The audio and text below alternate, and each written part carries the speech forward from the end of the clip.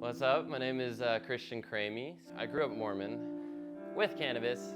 It was an interesting thing because I'm the baby of the family, and so my mom was always very worried that I was going to get hurt or get into something that I shouldn't be doing as an adolescent.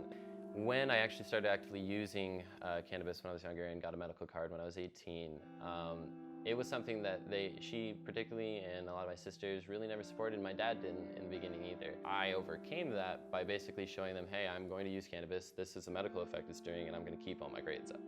And so I kept exemplary grades, got into UCLA, I've done everything, and at that point, they didn't see something harmful about the drug. They didn't see me using it in a harmful way, and they saw that, oh, you can actually use this in a very sensible way for a medical purpose or even a recreational purpose, and it's not going to affect your life. So I own a medical cannabis business called Greenbox Medical Incorporated, and basically we founded it in 2014 around actually a cannabis vending machine that my father and I co-patented in January of 2015. And so that's kind of how we got into it, via the whole tech side. And we spent all of last year basically choosing and vetting a bunch of manufacturers across the nation. Then we've basically pivoted into deliveries of medical cannabis to students here at UCLA and at Berkeley, and have kind of just been doing that ever since. People will go onto our website and they'll find us from a bunch of different advertising platforms, and they'll go on, basically submit a copy of their ID and their medical recommendation and like a selfie of them. And so I take that, it comes in basically to me, no matter where you are in California, it'll always come to me first. And I actually verify with state records that the ID is real, and I will look at different things to make sure it's not a fake ID. And then I actually have a state record as well of the medical marijuana recommendations, which are from your doctor.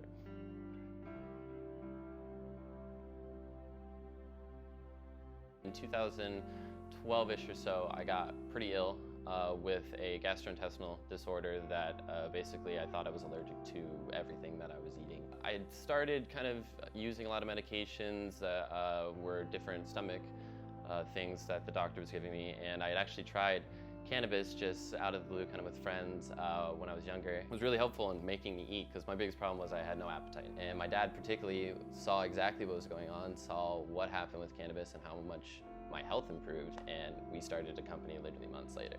And my mom, ever since, literally, it's been hard for her, especially with the church, because the church definitely frowns upon cannabis, and there was a lot of exclusion that I got from the church from that, and that definitely was hard on her, but she came around to it, and I actually honestly feel like the Mormon church has even come around to it. It's starting to be something that's very seen as a medication, not as a drug. And so after that, I'd kind of gotten into cannabis, using cannabis, and I was using it medically. And after a friend of mine had had a kind of big problem at a medical dispensary, my dad and I talked about cannabis vending and things like that, and that's where I basically formed my company from.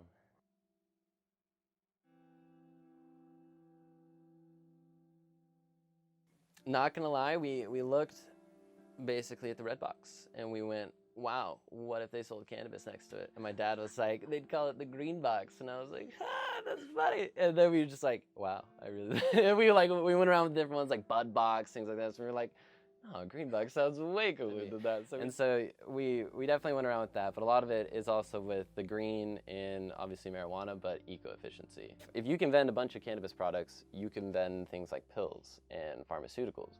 And if you can get it deployed anywhere, you could deploy it in high-risk areas, which would be really useful, because we designed this right around the time of the Ebola crisis.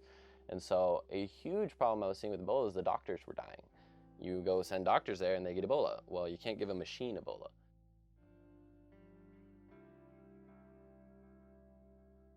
The stigma behind cannabis is one of the most aggravating things about the whole business. I mean, I own a cannabis company, and I'm terrified that I'm gonna go apply to a lab position somewhere and someone's gonna be like, whoa, what's Greenbox? That's pretty sketchy. When I explain it to people and why I'm doing it, that I'm not just some former druggie who is needing to go do this, that I actually have a purpose for this, and it's a modern approach to a very large market, it's not too bad for me, and I can explain it that way. But we actually held a drug policy panel here at UCLA for cannabis legalization last week. And a lot of people were really interested in it. They're like, oh yeah, I wanna go. But like, in the end, not a lot of people came because they're afraid to be associated with cannabis with their campus. It was basically the crux of what I was seeing as the problem that my company addresses, that you're addressing a social problem, and that people look at this and they still see the war on drugs. They see that if people smoke cannabis, that we're allowing them to be a druggie who is going to go do more drugs. That's just not true. There's an incredible amount of scientists, artists, entrepreneurs, everyone who have been involved in cannabis for years. They just don't tell you about it. And so it's been difficult to kind of get through that and actually change people's social perception of cannabis and how it can actually be implemented into someone's life on a regular basis or an infrequent basis. So when I talked to a lot of people in the Mormon church, I saw them as a platform to actually be testing my ideas out, and that if I can convince people of the Mormon faith that, you know what, maybe medical cannabis can be looked at a little differently than how you currently are, I could convince anyone. And so that was definitely a platform that I used to have the confidence to go tell my school that, hey, cannabis is here to stay and we need to do something about it, because I had already done it basically with my entire religion.